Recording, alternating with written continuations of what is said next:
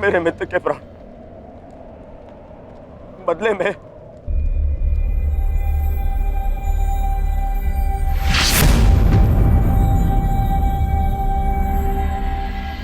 चाहो तो तुम मेरे रक्त से भी अपने केस धो सकती हो।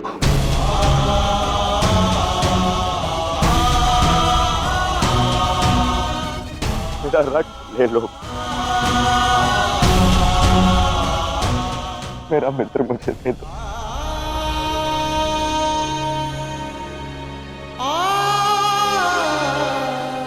मेरा मित्र जा रहा है, रोक लो उसे।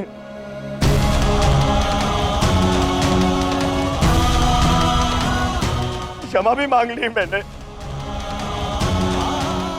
ले लो, और मुझे मेरा मित्र लौटा दो।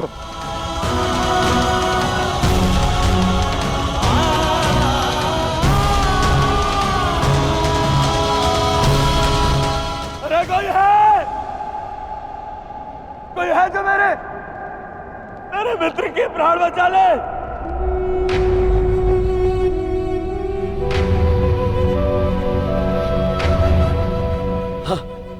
वासुदेव,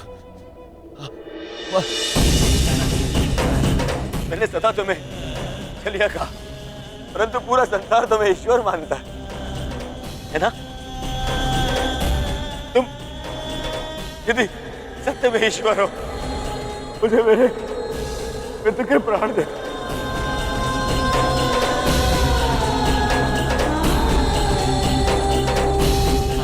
मैं प्रार्थना करता हूं तुमसे, मैं प्रार्थना करता हूं, मैं हे दुर्योधन, हाथ छोड़कर आपके चरणों पर बैठकर आपसे विनती करता, मेरे मित्र के प्राण लौटा दो वासुदेव। मेरे मित्र के प्राण लौटा दो। मैं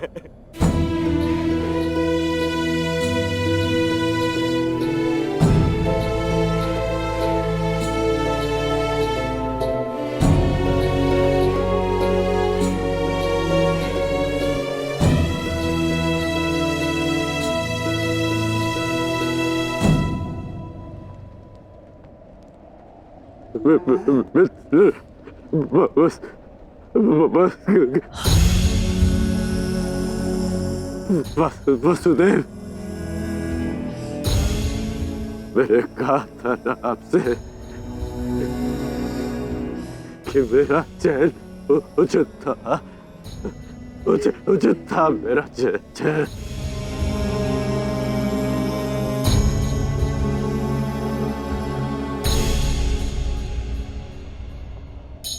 यदि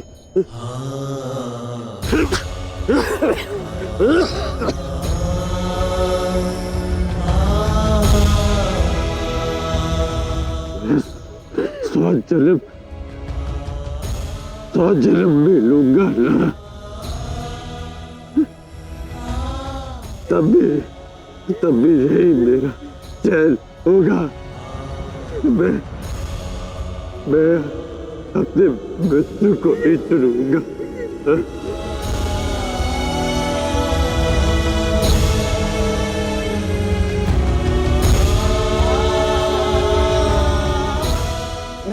नहीं मित्र, ऐसा मत बोल, मुझे छोड़ के मत जाओ मित्र।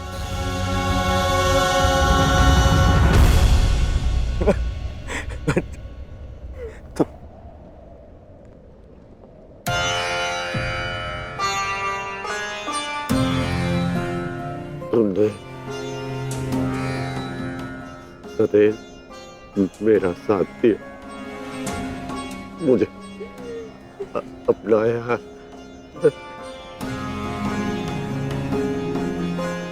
मैं संतुष्ट होकर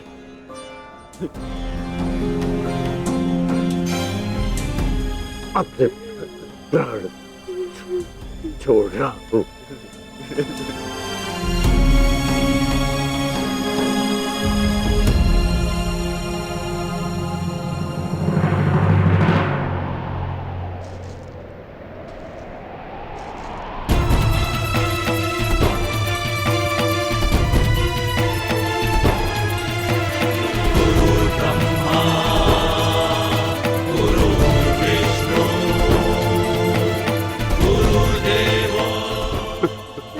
बड़ी बात गुरुदेव। आज तुमने अपने गुरु परशुराम द्वारा दी गई शस्त्र और शास्त्र की विद्या का मान रखा कर मैं धन्य हो गया। मुझे प्रसन्नता है। मैं भले ही चिरंजीवी था, परंतु तुम मृत्युंजय हो गए हो महारथी कर्ण। मृत्युंजय मृत्युंजय।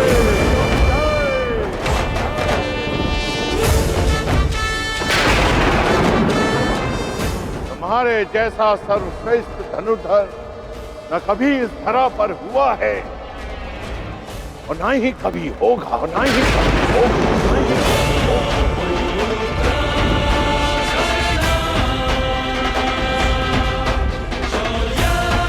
तुम्हारे जैसे दानवीर को ये संसार सदैव स्मरण करेगा। आज तुमने मेरे पृथ्वी पर आने के कारण को सफल कर दिया कर्ण। तुमने रणभूमि में कोई भी अस्त्र, कोई भी शस्त्र, कोई भी कवच, कोई भी ढाल अपने सामने सबको निरस्त कर दिया। अपने सामने उसे शूद्र सिद्ध कर दिया। तुम श्रेष्ठ नहीं, सर्वश्रेष्ठ होकर सर्वश्रेष्ठ।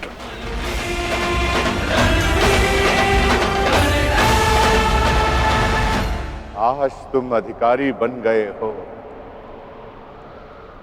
कि तुम्हारे गुरु तुम्हें प्रणिपात्र दे।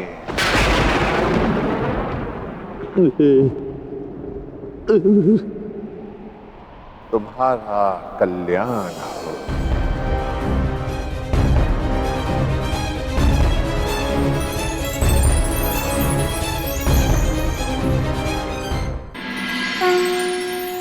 संसार में दो ही अवसर ऐसे होते हैं जब मनुष्य किसी को स्वयं से आगे निकलता हुआ देखकर प्रसन्न होता है।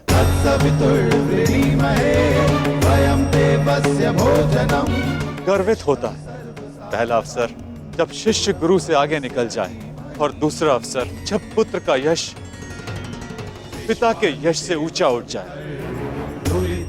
आज मेरे पुत्र कर्ण ने अपने पिता सूर्य का तेज कई गुना बढ़ा दिया।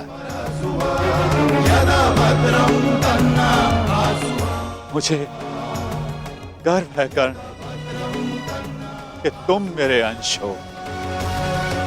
इस संसार में जब तक मैं रहूंगा, तुम्हारे शौर्य का तेज चमकेगा।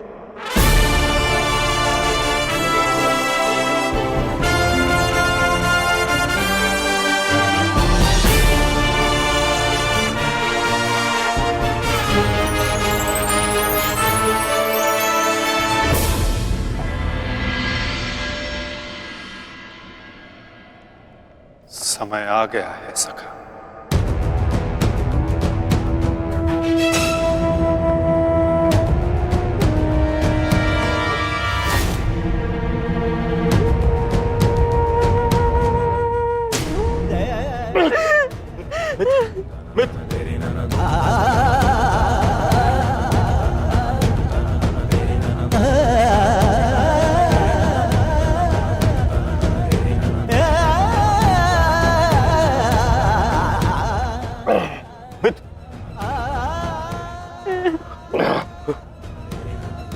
मेरी अंतिम इच्छा पूर्ण करना। परिवर्तन के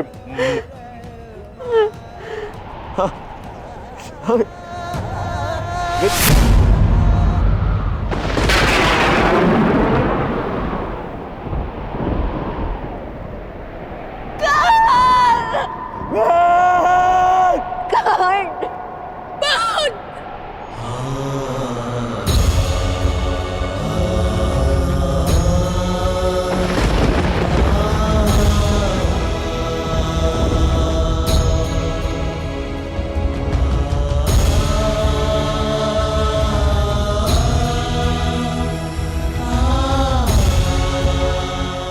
ज्येष्ठ,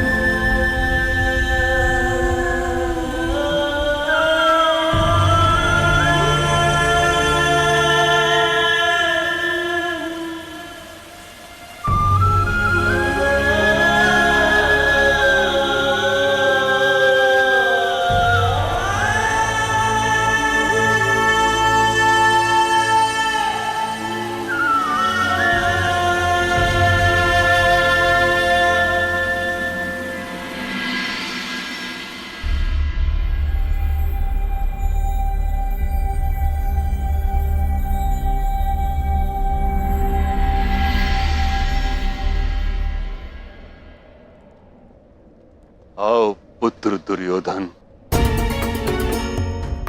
कदाचित अब तुम्हें आभास हो गया होगा, यह युद्ध अनायास था। अब इस युद्ध को रोक देना चाहिए। नहीं पितामह, कदाचित अब ये विश्वास हो गया है कि यह युद्ध आवश्यक था।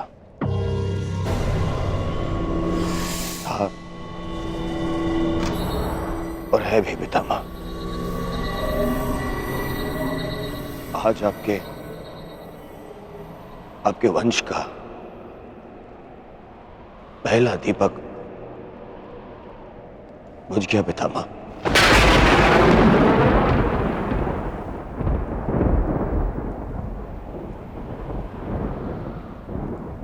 कर्ण,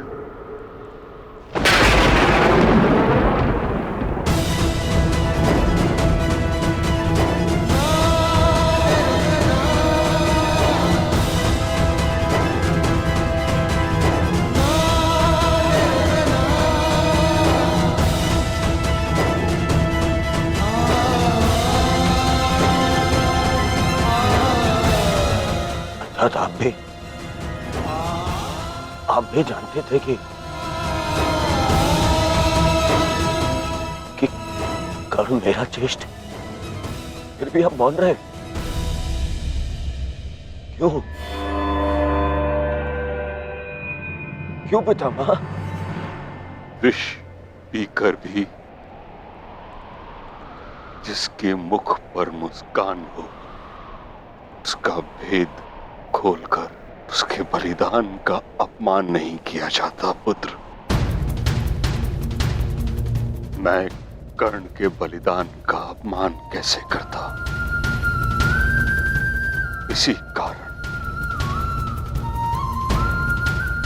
अपने रहते मैंने उसे युद्ध से दूर रखा। मैं नहीं चाहता था कि एक भाई दूसरे भाई को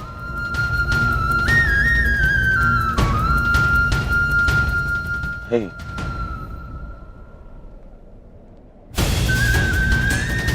ना आप समझे, ना माता कुंती समझे और ना ही वासुदेव।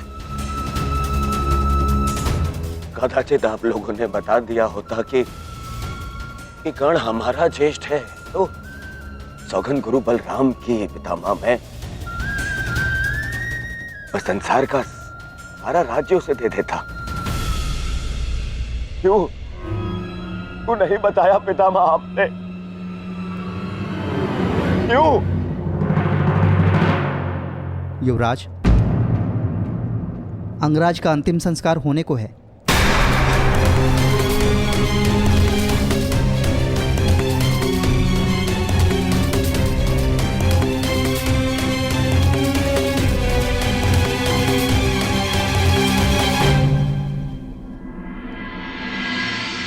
है मृत्यु तैयार यदि तुम आने को, प्रसन्न मुख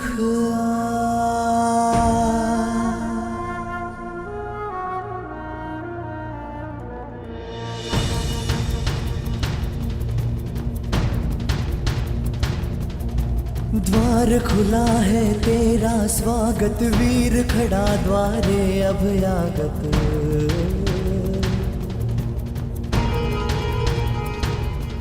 बाहें फैला के मुस्कुरा के करता अपने अतिथि का स्वागत।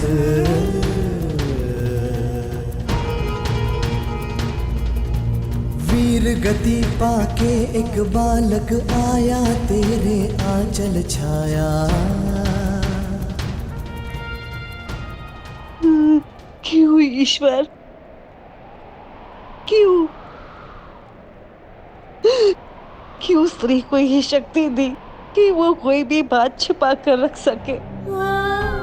पहले संतान को 9 महीने अपने गर्भ में रखे, फिर अपने संतान से जुड़े सत्य को अपने मन के गर्भ में रखे। अगर मैंने जीवन में कोई भी पुण्य किया तो मेरी प्रार्थना सुन ले कि आज के पश्चात कोई भी स्त्री कोई भी रहस्य ना छुपा सके।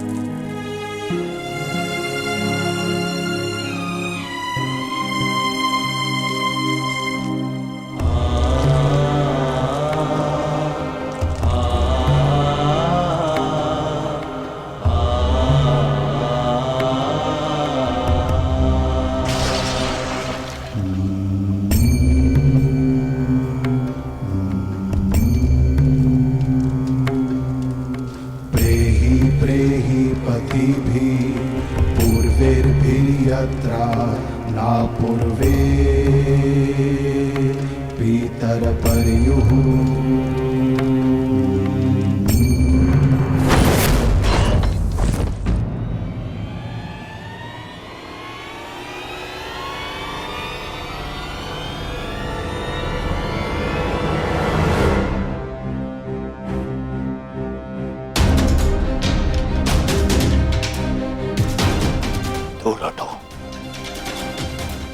दूर हटो मेरे मित्र के तह से।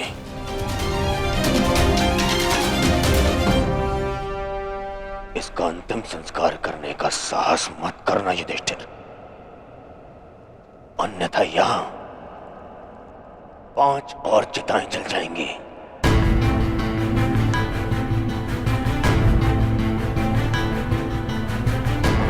किस अधिकार से,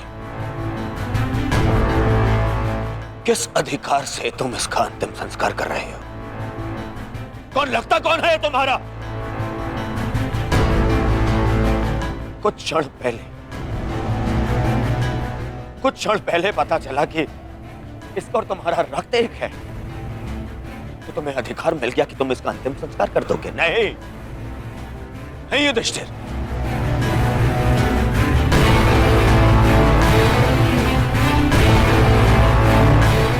इसका अंतिम संस्कार करने का अधिकार उसको है जिसके लिए इसने अंतिम सांसें ली, और वो मैं हूं।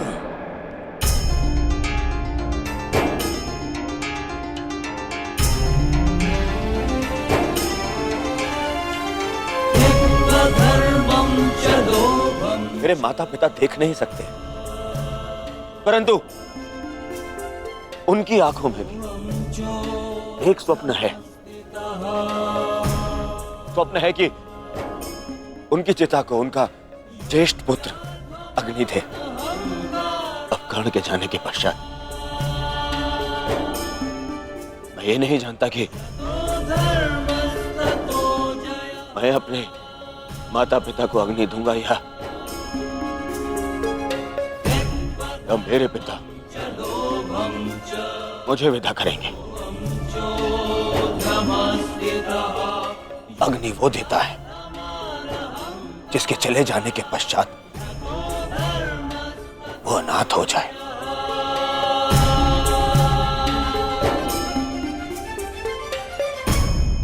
और कर्ण के चले जाने के पश्चात मैं अनाथ हो गया हूं, इसीलिए उसे अग्नि देने का अधिकार केवल मेरा है, और मुझसे ये अधिकार कोई नहीं छीन सकता।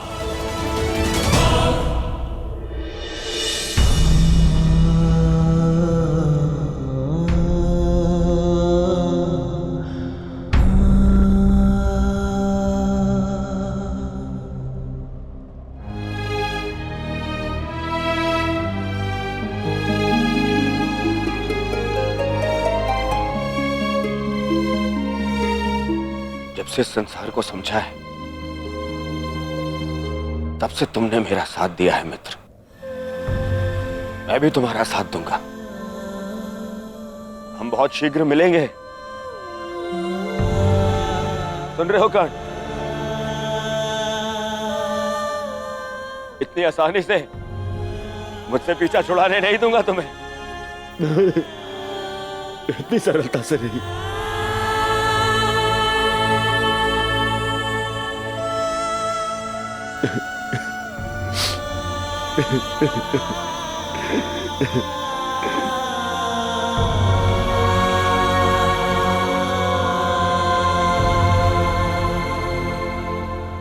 यह एक वीर की अंतिम यात्रा का प्रयाण है दुर्योधन, इसे शांति के साथ विदा करें। ज्येष्ठ की आत्मा को कष्ट होगा यदि सब एक साथ अग्नि न दें।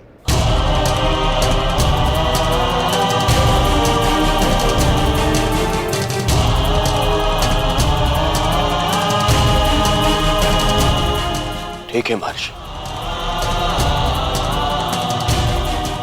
अपने मित्र की शांति के लिए मुझे यह भी स्वीकार है।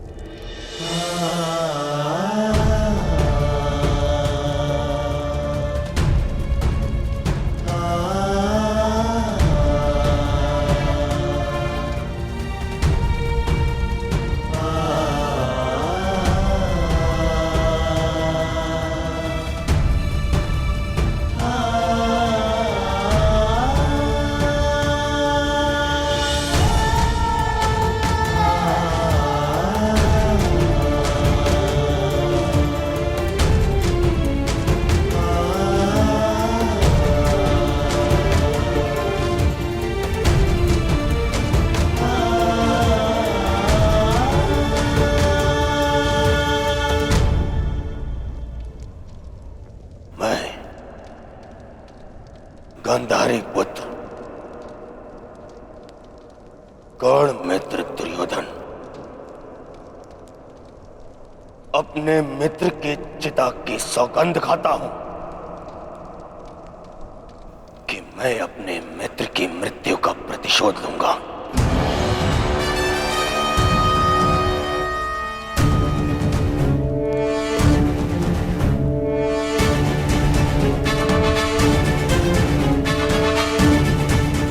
अब ये युद्ध ना इंद्रप्रस्थ के लिए है और ना ही हस्तिनापुर के लिए। अब ये युद्ध है तो केवल मेरे मित्र के प्रतिशोध के लिए।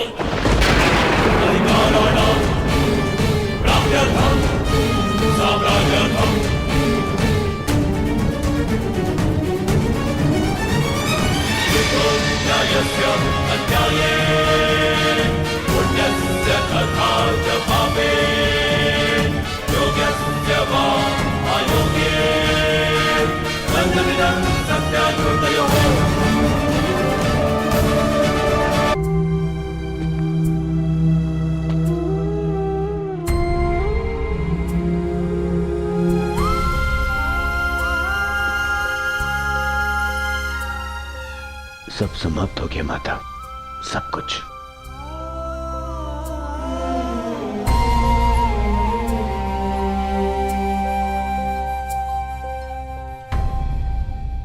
कुछ नहीं बचा, कुछ भी नहीं बचा। कर्ण के साथ मेरी विजय, मेरा सुख, मेरा स्वप्न,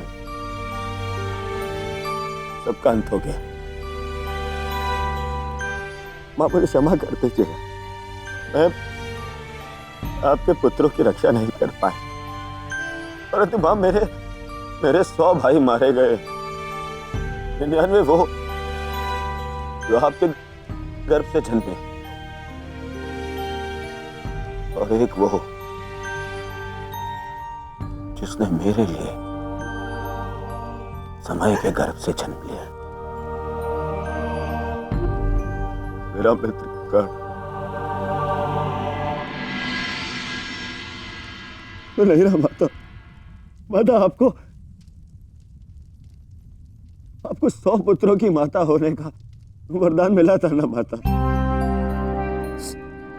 तो मुझे सदा 100 भाइयों के भाई होने का वरदान क्यों नहीं मिला माता? समय ने जो छीन लिया उसे लौटाया नहीं जा सकता पुत्र, परंतु जो अब मेरे पास शेष है उसे रहने दो। छोड़ दो ये युद्ध पुत्र।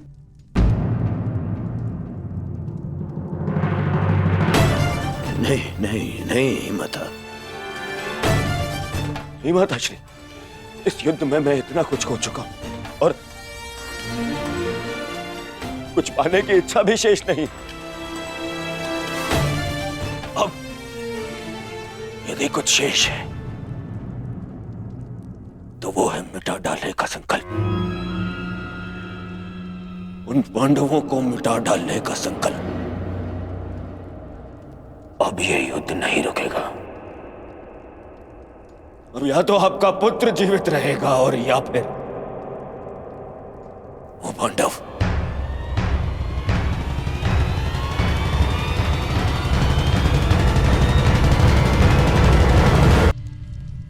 अब यदि कुछ शेष है तो वो है मिटा डालने का संकल्प,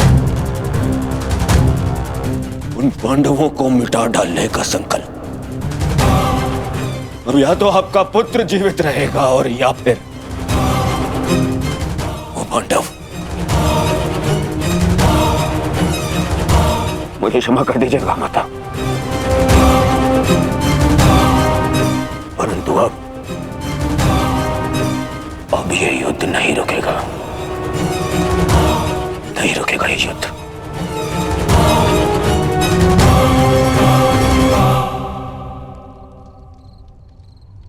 क्या हुआ माधव?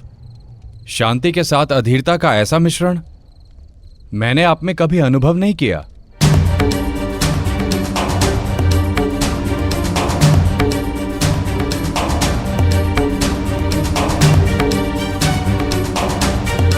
मौन क्यों है माधव? क्यों आप हर बार उस योद्धा का अंत कर देते हैं जो इस युद्ध का अंत कर सकता है? क्यों माधव, क्यों?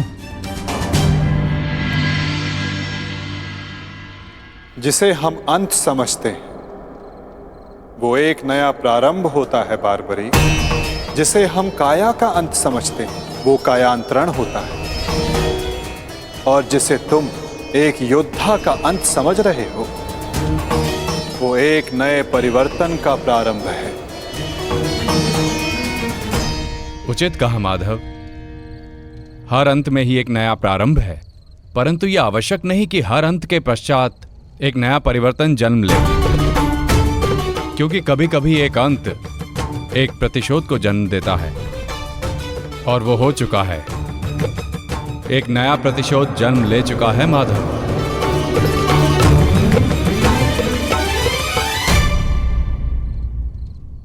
नहीं जानती थी मैं कि 100 पुत्रों की माता होने के गर्व के पश्चात 100 संतानों के वध का दुख भी सहना होगा। यही प्रश्न मेरे मन में बार बार उत्पन्न होता है गांधारी। जब महादेव ने तुम्हें स्वयं शतपुत्रवती बनने का वरदान दिया है तो क्यों वही एक एक करके हमारे पुत्रों को निगल रहे हैं?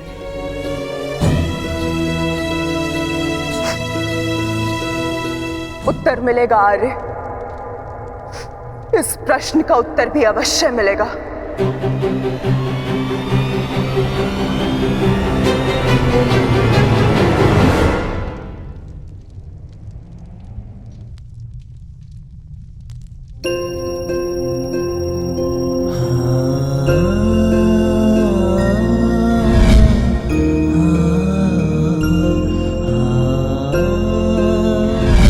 ये श्राप मुझे क्यों नहीं मिला कि मैं युद्ध में बाण चलाना भूल जाऊं?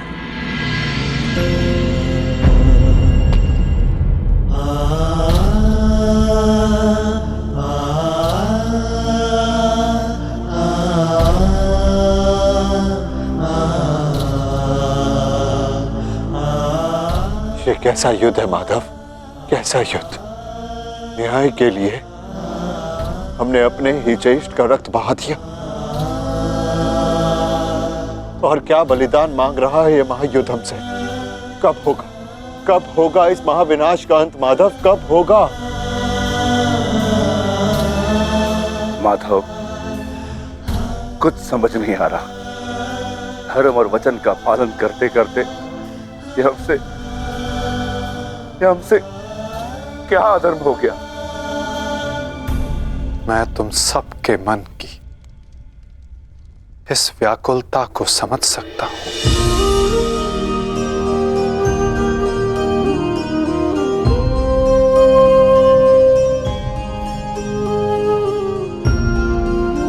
तुम सब इतने समय से इस सत्य से वंचित थे, किंतु इसका कारण स्वयं तुम्हारे ज्येष्ठ थे। और जब सत्य समक्ष आया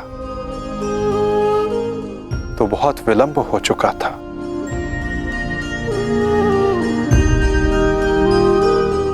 नकुल, सहदेव, ये तुम्हारा उत्तरदायित्व है कि अपने ज्येष्ठ के इस बलिदान गाथा को इस संसार में सुनाकर सदैव इस संसार के हृदय में जीवित रखो।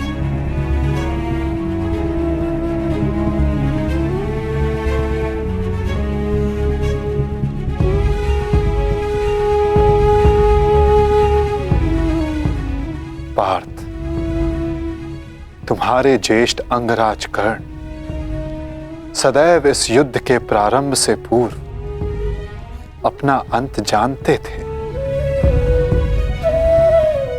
वो इस युद्ध का परिणाम भी जानते थे पार्थ।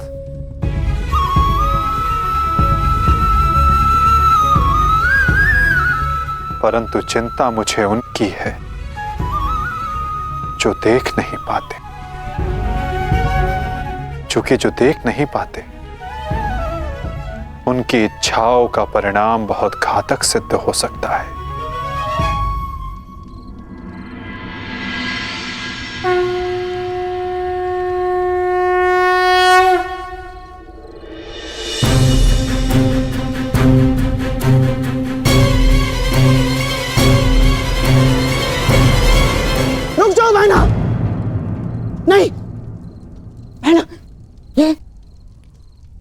ये क्या करने जा रही हो तुम? इस समय ना तो मैं आपकी बहन हूँ भ्राताश्री, और ना ही हस्तिनापुर की महारानी गांधार नरेश। इस समय मैं एक माता हूँ, एक माता जिसे महादेव से उत्तर चाहिए उसके साथ हुए अन्याय का। और जब तक मुझे वो उत्तर नहीं मिल जाता, आज मुझे कोई नहीं रोक सकता। मूर्खता मत करो बहना। गांधारी, इस भांति अग्नि को आलिंगन देने से कुछ नहीं मिलेगा। इससे पूर्व मेरे आलिंगन में आने को शेष मेरा अंतिम पुत्र भी काल के गाल में समा जाए, महादेव को मेरे प्रश्न का उत्तर देना ही पड़ेगा।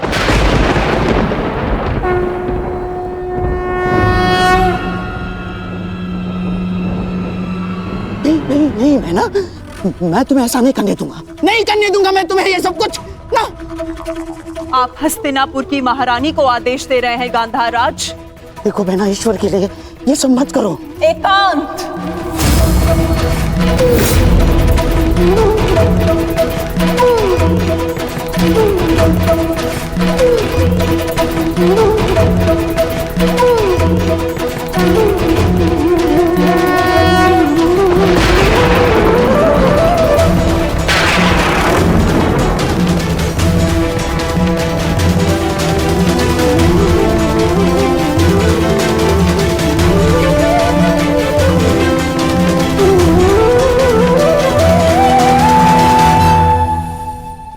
संहार के देव है ना महादेव, तो आज मैं स्वयं को संहार करके आपको प्रस्तुत करती हूँ।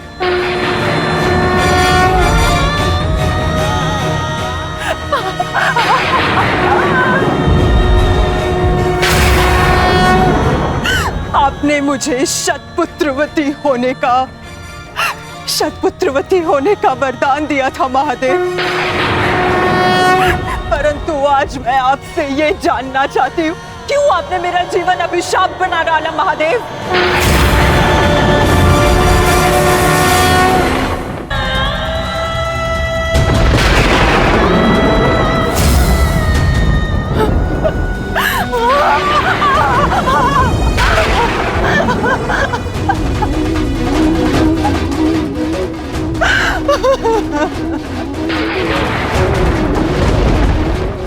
प्रकट होइए महादेव, प्रकट होइए। आपने मेरे जीवन को एक जीती जागती चिता बना डाला है। ये माता अपने पुत्रों का हंसता हुआ मुख नहीं देख पाई,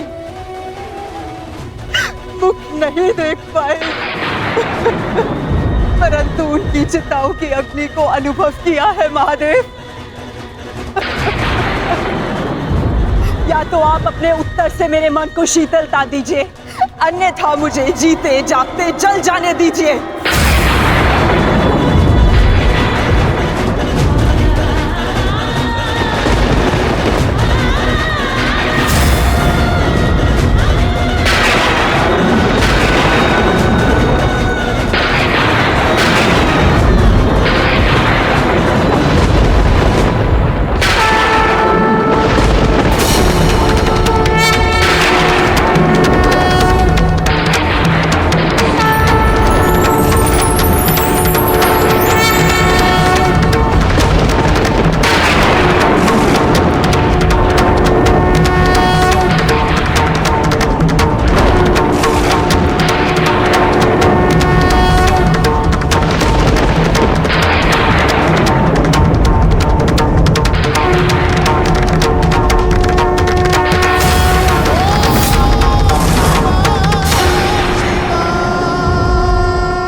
किस प्रश्न ने तुम्हें इतना विचलित कर दिया है गांधारी?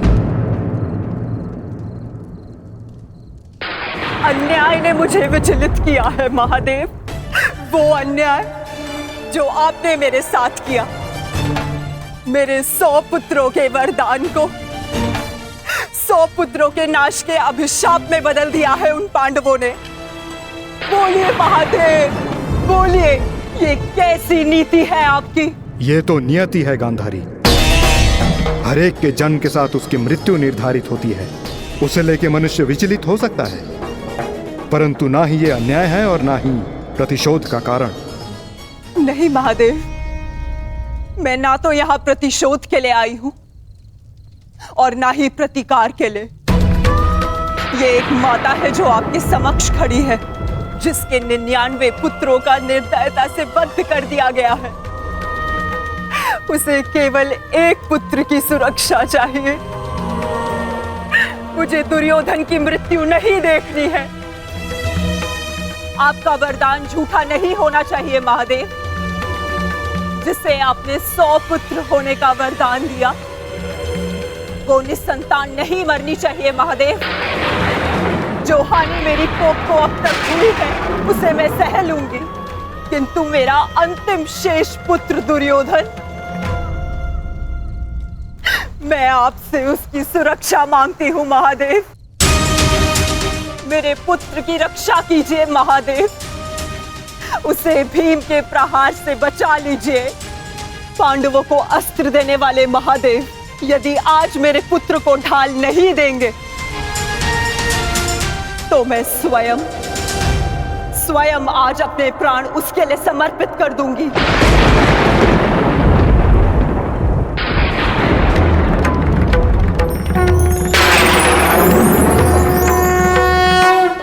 तुमने अपने पुत्र के साथ अन्याय किया है गांधारी। एक माँ अपनी संतान को देख देख जितनी प्रसन्नता पाती है, उसकी संतान अपनी माँ की दृष्टि से उतनी ही शक्ति भी पाती है। परंतु मैं कुछ समझी नहीं महादेव। तुम्हारे पुत्र की सुरक्षा अब तुम्हारे हाथ है गांधारी। वर्षों से आंखें बंद करके जो तप अर्जित किया है, उसका प्रयोग करो। तुम्हारी दृष्टि तुम्हारे पुत्र के शरीर को वज्र का बना देगी।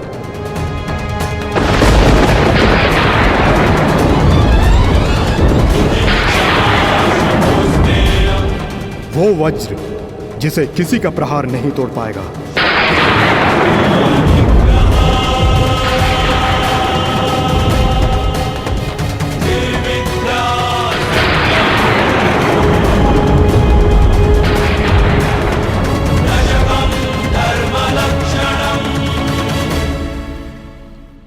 ये आपने क्या कर दिया महादेव? आप स्वयं धर्म स्वरूप हैं महादेव। फिर धर्म स्थापना में आप बाधा कैसे बन सकते हैं? धर्म स्थापना के लिए दुर्योधन का नाश आवश्यक है महादेव, और आपने दुर्योधन को अटूट ढाल दे दी। मैंने वही किया जो परिस्थिति के अनुकूल था। परंतु नियति के लिए तो प्रतिकूल था ना भोलेनाथ। मेरा परम भक्त यदि मुझसे कुछ मांगता है तो मैं उसे मना नहीं कर सकता माधव। ये तो आप जानते हैं। मानता हूं इसके कारण बार बार आपके समक्ष समस्याएं उत्पन्न होती हैं, परंतु मुझे विश्वास है कि हर बार की भांति इस बार भी नारायण इस समस्या का हल निकाल ही लेंगे। मैं अपनी व्यवस्था से बंधा था, परंतु आप अपना कार्य पूर्ण करने के लिए स्वतंत्र हैं।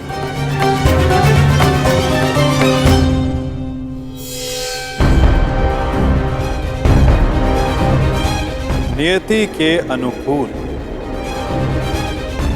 पर नीति के प्रतिकूल।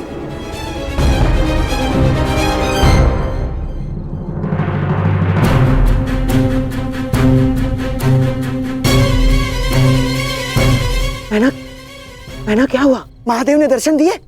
मैना बता। गांधारी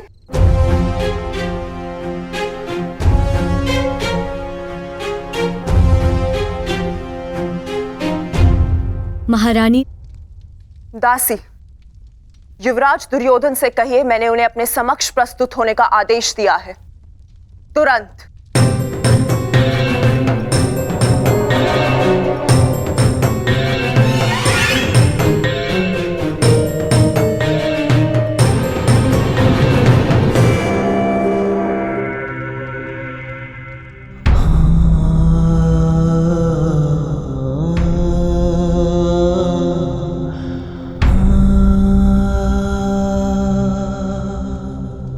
मृत्यु का प्रतिकार में एक एक से लूंगा मित्र,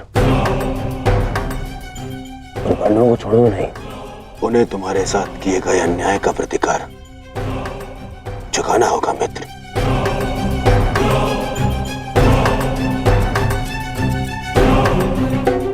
युवराज दुर्योधन, मैं मद्राज आज तक किसी के सामने नहीं झुका, परंतु आज मैं अपना सर झुकाकर अपनी भूल को स्वीकार करने आया हूं। मद्राज, चक्र निकालने में मेरी सहायता कीजिए। तुम भूल रहे हो अंगराज, तुम सूत पुत्र हो, तुम स्वयं अपने रथ का चक्र निकालो। मद्राज, मुझे मेरा विजय धनुष दीजिए। नहीं अंगराज, मैं तुम्हारी आज्ञा का पालन नहीं करूंगा।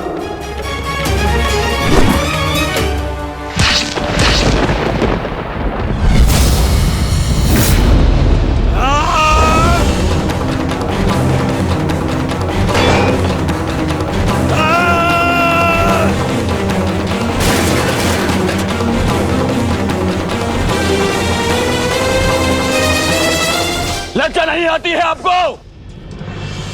जिस कर्म को करने के पश्चात मृत्यु मांगनी चाहिए, उसके लिए क्षमा मांग रहे हैं आप?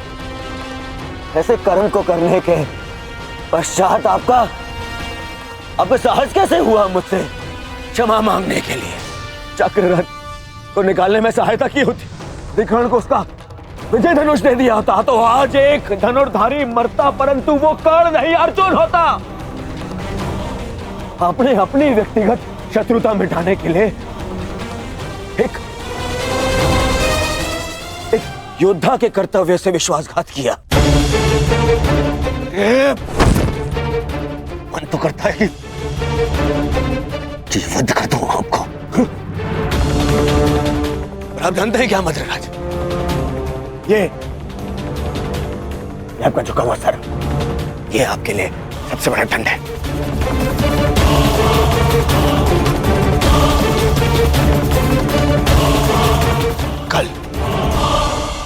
कल प्रातः काल सूर्योदय से पूर्व आप युद्ध भूमि से अस्त हो जाएंगे। मैं आपका मुख नहीं देखना चाहता।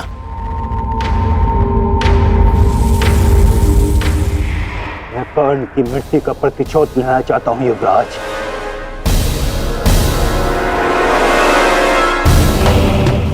आप लेंगे प्रतिशोध?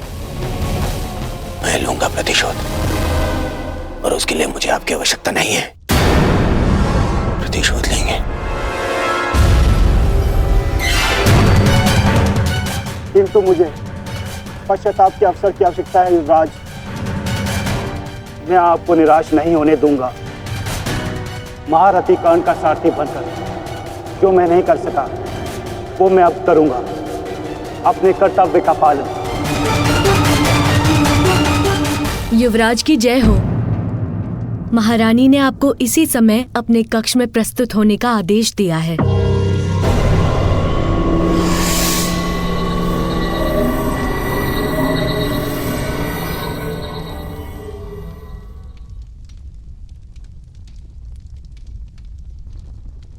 पिताश्री, माता ने यूं अचानक मुझे स्मरण क्यों किया? इस समय एक माता केवल अपने पुत्र से बात करना चाहती है पुत्र, इसके अतिरिक्त मुझे कुछ ज्ञात नहीं।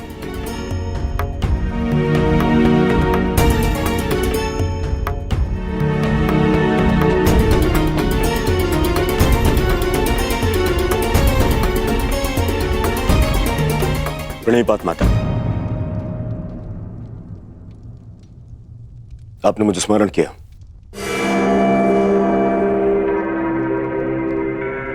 हाँ पुत्र, स्मरण किया,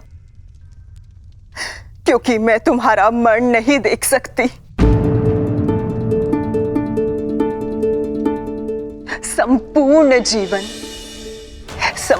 जीवन तुम्हें केवल एक ही पीड़ा थी ना, कि तुम्हारी माता ने तुम्हें एक बार भी नहीं देखा।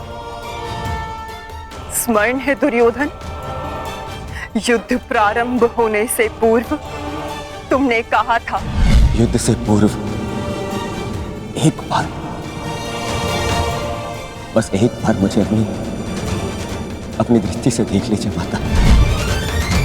आज मैं अपनी और तुम्हारी इच्छा पूर्ण करना चाहती हूँ दुर्योधन। आज मैं तुम्हें देखना चाहती हूँ पुत्र। सच माता, किंतु माता अब जो मैं करने जा रही हूं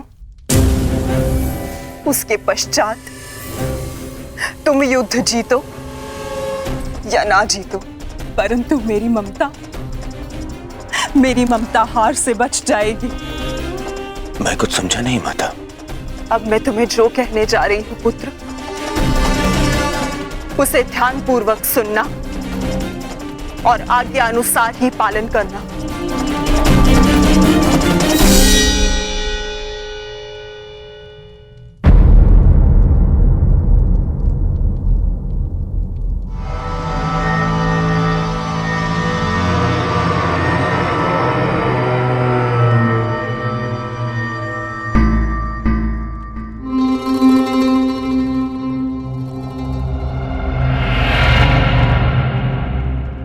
दुर्योधन,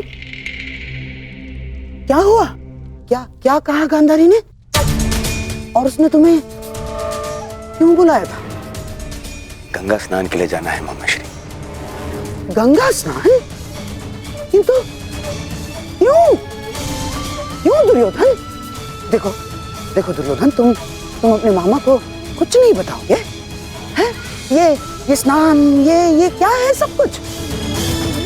माता के आदेश का पालन करने के लिए किंतु परंतु नहीं पूछते मामाश्री।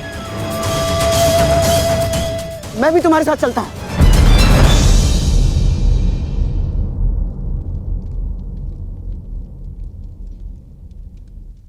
नहीं मामाश्री, ये यात्रा मुझे अकेले करनी है।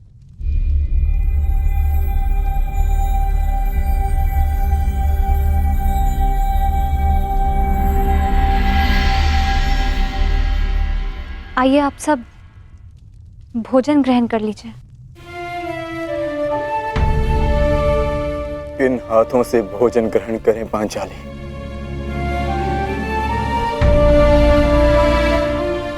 इन हाथों से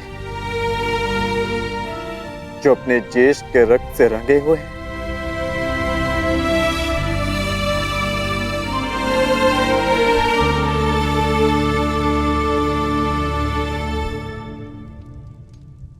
जाओ पार्थ, जाकर विश्राम कर लो। कल प्रातः पुनः युद्ध प्रारंभ होगा और उस युद्ध के लिए सज्ज रहना होगा तुम्हें। परिवर्तन के लिए ज्येष्ठ ने अपना जीवन त्याग दिया। कुछ परिवर्तनों को लाना नहीं होता पार्थ, उन्हें होने देना होता है। तुम अपना कर्तव्य करो पार्थ। फल हो या परिवर्तन, जो भी होगा स्वयं होगा।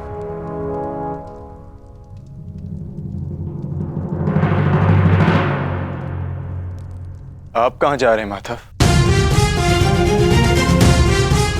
कुछ परिवर्तन ऐसे होते हैं पार्थ जिनमें सहायता करना धर्म होता है और कुछ ऐसे जिनमें बाधा डालना आवश्यक। मैं समझा नहीं माता। समझने की आवश्यकता भी नहीं है पार्थ।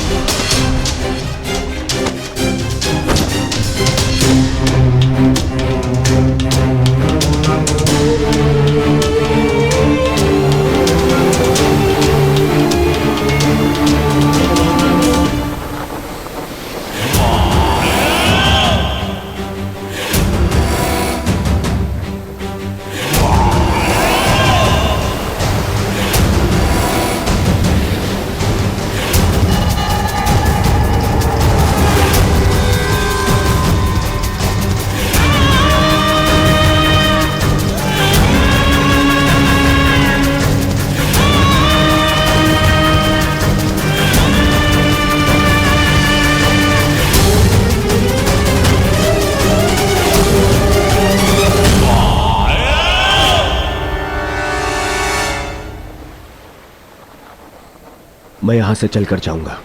क्षमा करना युवराज, किंतु माताश्री का आदेश है।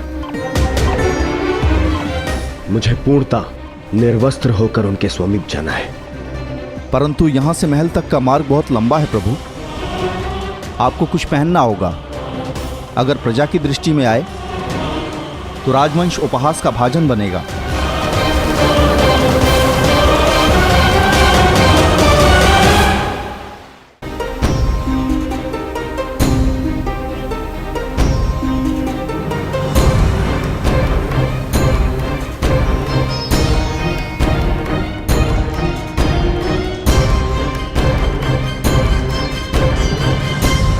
अपने पिता का आदेश नहीं मानता, बहुत बड़ा बुद्धिमान समझता है अपने आप को। क्या कहा था मैंने? बछड़े की डोर हाथ में रखना।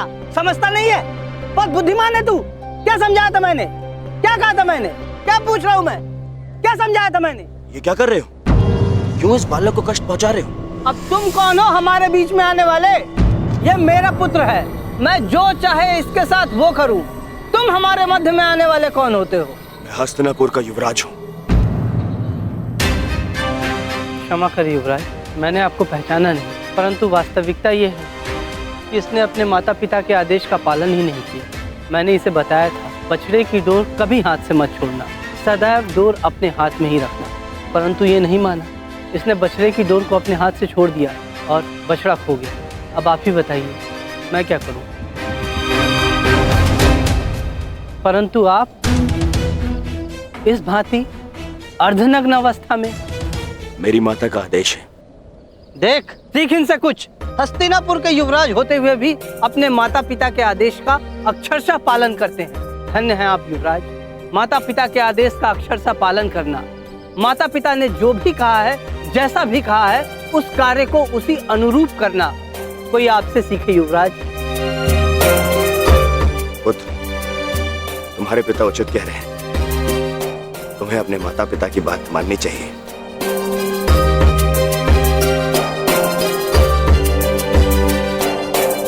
माता पिता के आदेश का अक्षरशः पालन करना, माता पिता ने जो भी कहा है, जैसा भी कहा है, उस कार्य को उसी अनुरूप करना कोई आपसे सीखे युवराज। धन्य हैं आप युवराज।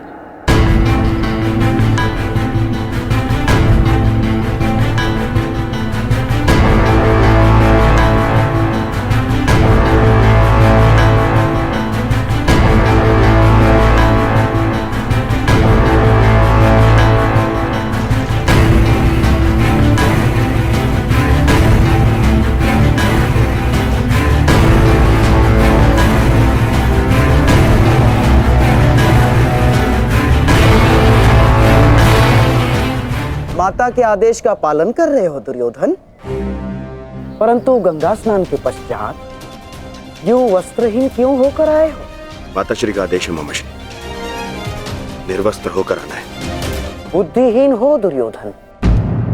माता के लिए तो बालक ने गर्दन से नीचे भी वस्त्र ना पहना हो तो वो नग्न कहलाता है।